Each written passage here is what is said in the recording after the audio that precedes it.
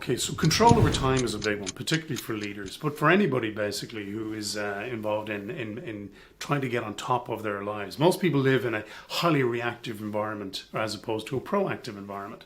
So there's a couple of things that you can look at, simple tools. So a lot of people come to me for coaching, they talk about time management. But my old mentor, Dr. Dennis Wakely, used to say, time management's a fallacy. You cannot manage time. You can't make an hour longer than it is. You can't bring yesterday back into today. And then he said, and if you can't, let me know, we'll make a lot of money. So time is money. So the reality is it's not about time management. What it's usually about is personal focus. Or even further developed, it's your personal organization. So there's two key areas where people fall down in personal organization. One is in managing their boundaries. So in other words, in managing and controlling the people who come to them and want things for them. So one of the things I've taught people to do is to work on the basis of learning to say no for now, for example. So people are constantly coming to you saying, can you do this for me? Can you do that for me? Can you do the other? It's bleeding away your time. So what you have to learn to do is, if you're not comfortable saying no, and some people are, just say no for now. Just ask them, well, could I do this next week for you?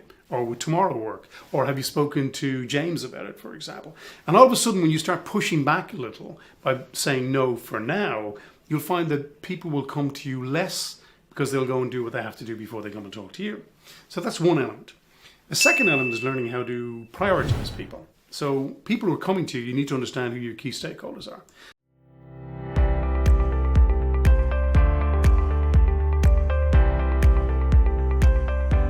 People you must speak to because they're critical to you and you getting the job done. People that would be nice to speak to, so that people you want to spend time with, or maybe it's important in building a network. And then everybody else is delegatable or deferrable. So understand clearly who are the must look afters, who are the nice to look afters, and lastly, who are the delegatable and deferrable.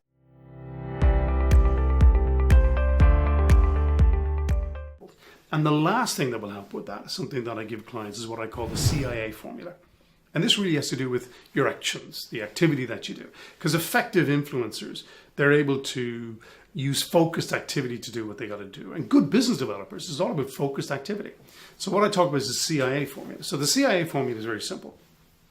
You write down a list of actions and then you go CIA. C is control, which means if you own it, act on it. So get that done. That's number one, right? And then you look at the next level, which is I. And I means influence. Influence means I don't control it, but I know someone who can do it for me. And that means reach out to others. And then the A stands for accept for now. So accept for now is something that you can't control, you can't influence. So leave it alone. And what you'll find is you start thinking and working with this little matrix or this little filter, you'll find that you're far more effective because you're acting on what you own and you're not hesitating or procrastinating, you're delivering, right? And then secondly, you'll have built up a successful network for influencing so you can get stuff done. And so eventually what you need to accept for now will either become something that's influenceable or controllable and then you do it, or it was never relevant in the first place. Guess where most people spend their time? In A. So by using that little formula and the concept of how you're managing boundaries, you will find you'll get an enormous amount of time back in your everyday, far more productivity and far more time to build your influencing networks.